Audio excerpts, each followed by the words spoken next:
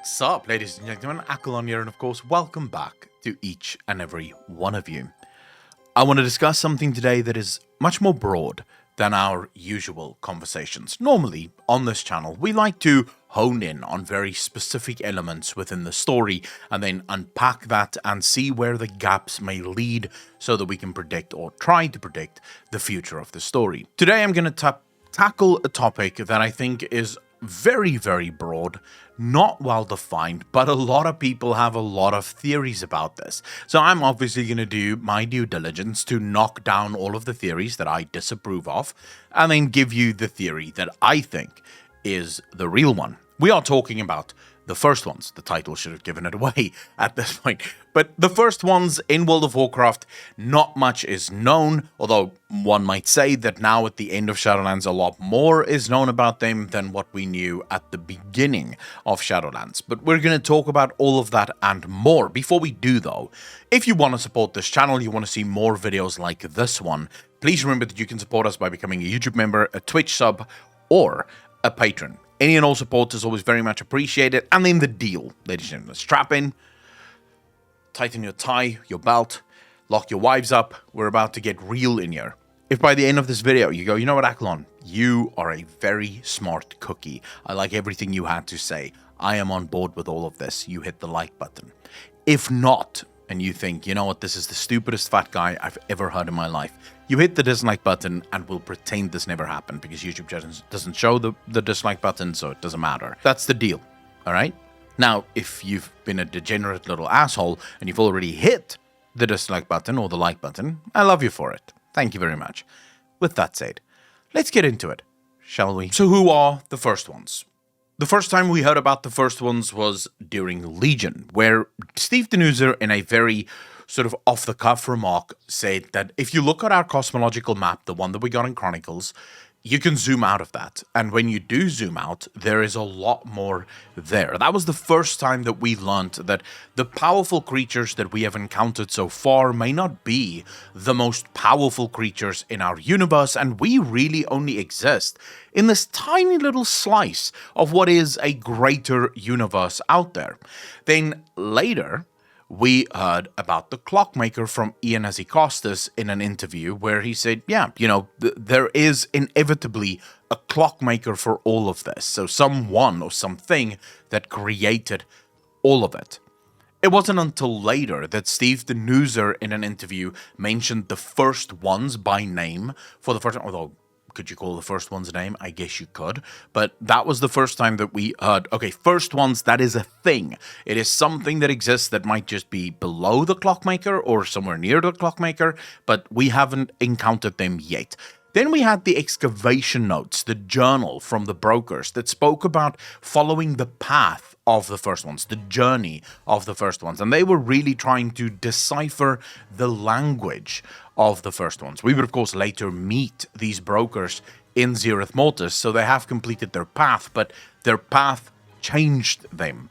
Their viewpoint originally was to expose the first ones, to understand it, and probably for profit, because it is brokers after all. Since they arrived, things have changed. They no longer view their role as exploiting the knowledge of the first ones, but rather in understanding and working for the first ones. Zereth Mortis was the first time we encountered something truly created by the first ones, and then of course the sepulchre of the first ones. Well, that's just a whole little nugget of mystery that hopefully we'll be able to solve during the course of this video. The first sort of theory that I want to knock down is this argument that the Titans are the first ones. And really, this is probably the theory that I have the biggest problem with when it comes to the first ones. There's so many reasons why the idea of the Titans being the first ones is just stupid, but I'll run through all of them. And we're going to start first by understanding the power levels as they pertain to Azeroth, but also to the Great Beyond. The first, obviously, if we're gonna draw a hierarchy of power of creatures and their power level, we start with the animals. You know, before them we'd have the bacterias and stuff like that. But okay, so animals, these would be cats, dogs, lions. These are creatures that act purely on instinct. They have very little intelligence, true intelligence. They would be bottom of the totem pole.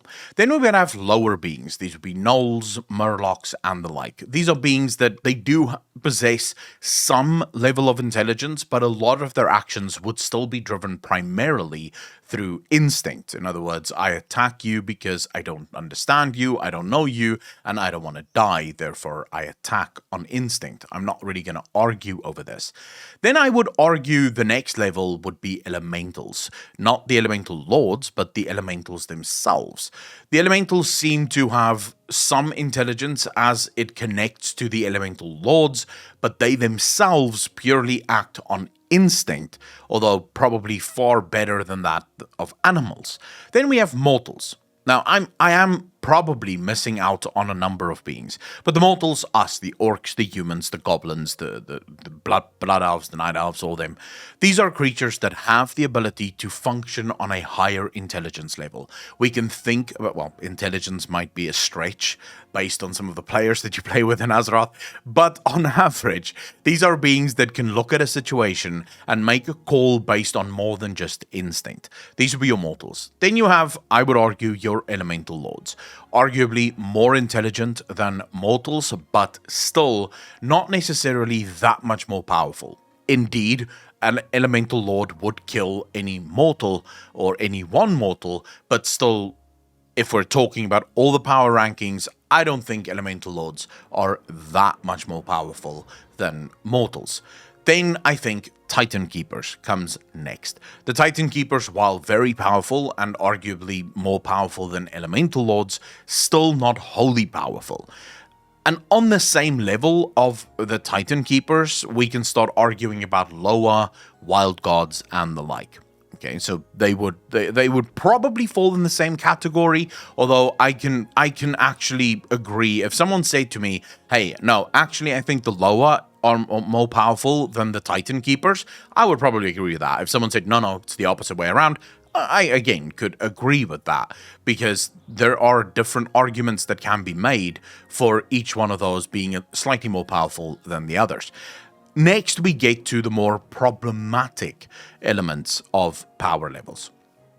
These would be Old Gods, Naru, Titans, Eternal Ones, and the like.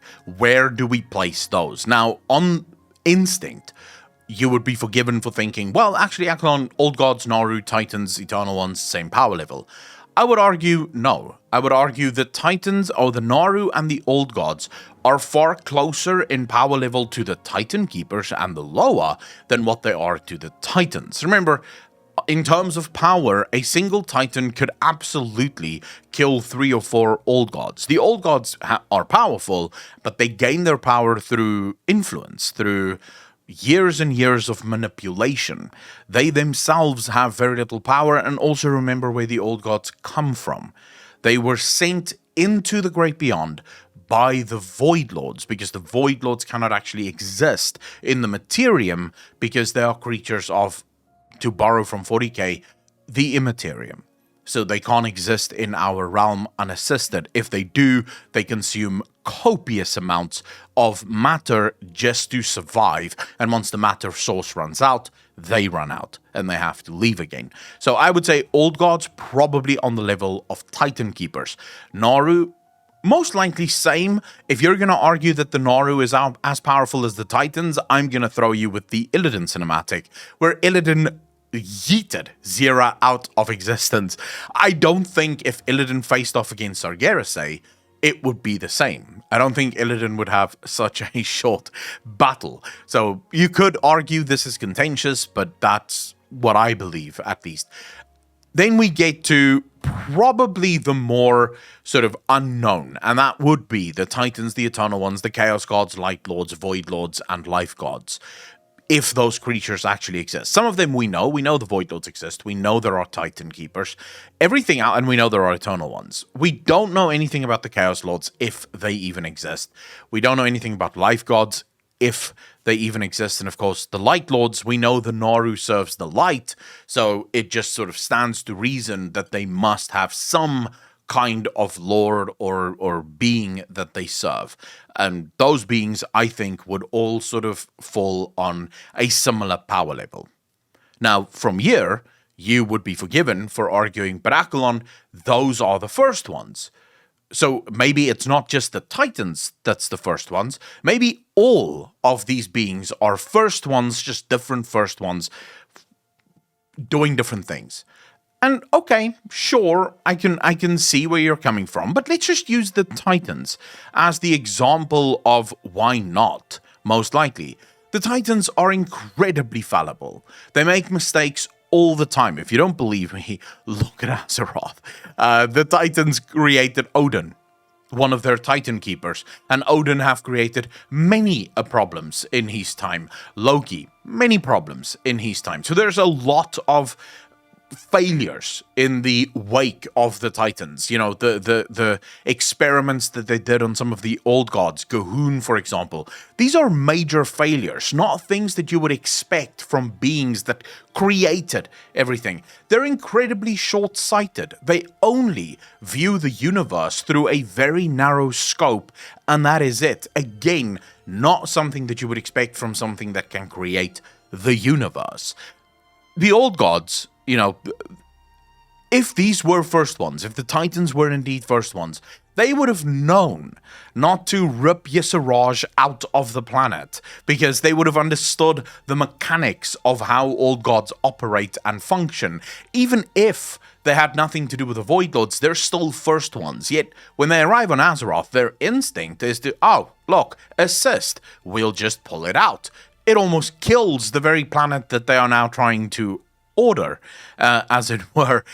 I would argue that the biggest reason why the Titans do not qualify as first ones comes in the word ordering.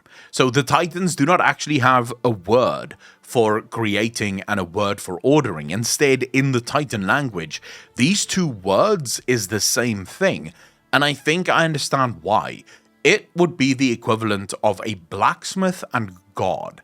A blacksmith can use iron and steel to create magnificent weapons and shields, but a blacksmith can't create iron and steel.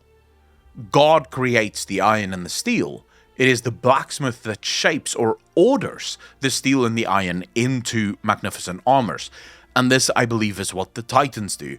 They use what was given to them, what was created by beings before them, to shape and give order to the universe. Now, many people say, but Akalon. They told us that Erebos is a Titan city, and Erebos is one of the most important structures in Shadowlands. All of the Eternal Ones even serve in Erebos, or serve Erebos. And yes, but that's what Titans do. They bring order where there is none. So it is entirely plausible that the Titans happened upon the in-between and thought, oh, this place is chaotic as fuck. Let's bring some order. We'll build a nice place here, all the souls will go in here, and it'll be hunky-dory. So it doesn't mean that just because there is a Titan, and also we know that there are Titan worlds where the Titans reside, and that Erebos really is a small slice of these Titan worlds and what they would look like.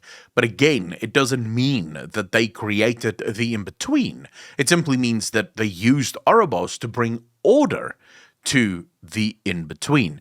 And this could either be the Titans themselves that did this, or even the Eternal Ones that did this. And we don't know because we were never actually told. There was never any mention of, oh, we just inherited Erebos, or no, we didn't create it. We just know that they live there and they serve there.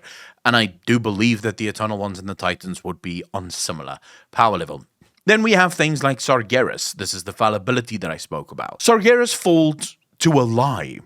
A complete lie, made up by Zuval, not even by Zuval, but by the lackeys of Zuval, telling him that the Void is the most important threat in the universe, and if he doesn't destroy all life in the universe, the Void is going to win.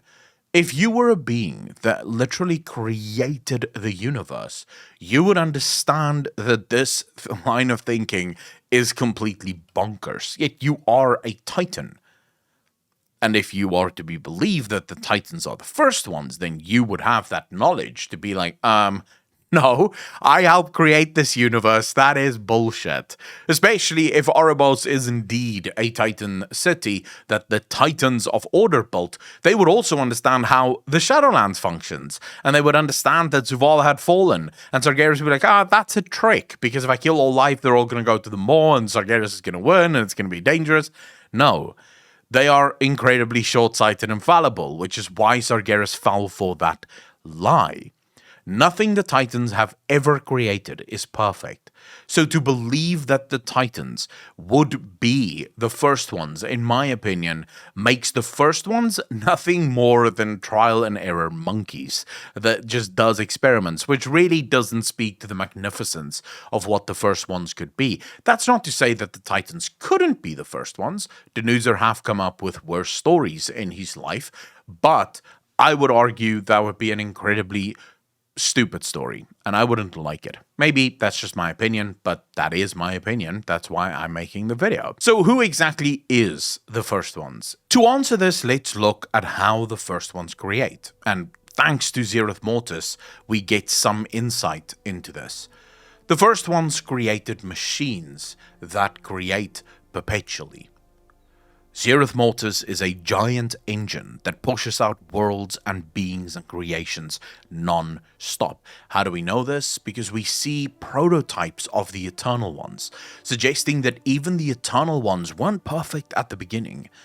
Their versions continuously being pushed out and recycled, which could probably speak also to a cycle of corruption that happens. So Zuval was simply the first to fall, and eventually all of the other Eternal Ones will fall again, be recalled into Zereth Mortis for new versions, upgraded versions to be created. Zereth Mortis is the engine of creation, if you will. It uses the natural energy of life in order to recreate and reproduce life into perpetuity. The sepulchre of the first one suggests something far more dark, and this is where we get to my speculation theory. I believe that the first ones used the energy that was created by the clockmaker to design, shape, and develop the world, but not in the way that you would think about it. They didn't go to each and every planet, place a Titan soul there, and then put mass around it. No. They created Zereth realms. These Zereth realms are giant creation realms or mechanical worlds that continuously create and design and push out into the great beyond and into the in-between. And as these realms create and design, they create more and more expanding universes. But the first ones knew that this would mean nothing without a spark of life. And this is the one thing that they could not create. They could create worlds, and there was nothing wrong with those worlds. They could create robots, and there would be nothing wrong with these robots. The problem was life. To give beings true life and to give beings the freedom to be beings. This is something that they could not create. And the sepulchre of the first ones gives us the insight to what I believe happened. After the first ones created these engines and saw their creations and how dead and dull these creations were, they sacrificed themselves. This is why it's called the sepulchre of the first ones. It is the burial place. It's the place where the first ones sacrifice themselves to plunge their energy, their life force into these Zereth realms so that they become the very creation that exists today. So every being on Azeroth, every being in the Great Beyond possesses a spark of the first ones. Perhaps this is anima. Perhaps anima is that spark of the first ones. It's a way for the first ones to truly be eternal. Since anima cannot really be destroyed, it can be changed and it can be adapted, but it is eternal and it will always grow. That was the way for the Eternal Ones to become more powerful than they could ever be alive. Or alive would be probably a stretch of what Eternal Ones would be. But this is what the first ones did. They sacrificed their own lives in order to become the very creation that we see in the universe. And it might be that different first ones sacrificed themselves in different realms in order to have this happen. And perhaps, just perhaps, Elune is the final living first one. The one that was tasked with ensuring the continuity of the cycle. The one whose job it was to ensure that balance never tipped too far to one side or the other. Because it would be incredibly short-sighted to sacrifice your life to design and develop this incredibly intricate system, but not keep someone there to ensure that it continuously continues in that manner.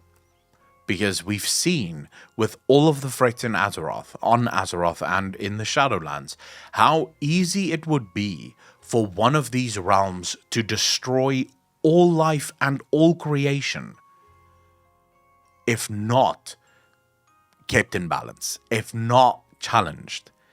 Imagine if Elune didn't exist. Imagine if we didn't exist. Or imagine if there was no way for us to get to the Shadowlands.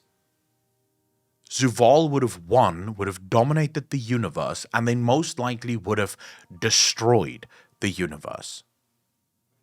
The biggest question we have now, the question that we have to answer for ourselves, and that might scare you a little, is why. Zuvul warns of even greater threats. He's not the only one. Could it be that the first ones never foresaw the dangers that loom when you zoom out? I'm going to leave you with that. Ladies and gentlemen, if you enjoyed this video, please remember to hit the like button, hit that subscribe button, and smash the bell, because that is the real subscribe button. To all of the patrons, the YouTube members, and of course the Twitch subs, thank you so much for your monthly contributions. It does mean the absolute world to me, and it makes videos like this one possible. As always, be kind to each other, be good to each other, and I will see all of you in the next one. Peace out, fam.